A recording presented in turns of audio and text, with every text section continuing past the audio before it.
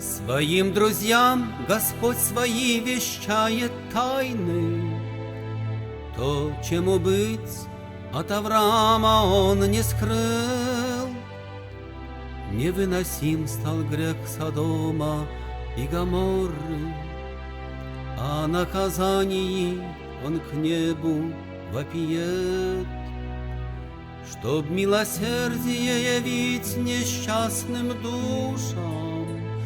Бог ждет молитвы своих праведных друзей, смиренным просьбам Авраама уступает. Всех пощадит Он ради правых 10.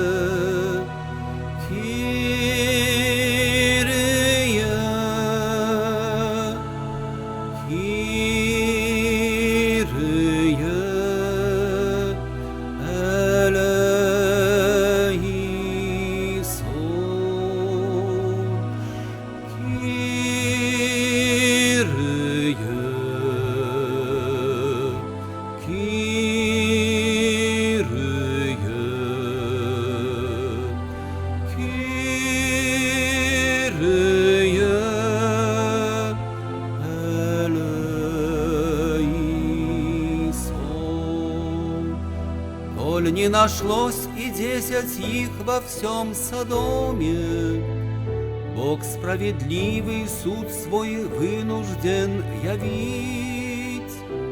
Ведь если люди отвергают милосердие, им святость Божию прославить надлежит. Сегодня мир все больше на Содом походит, все меньше места в нем для Божиих друзей. Им не дано в ущельях гор, как Лот, укрыться, но со Христом дано и вместе мир спасать.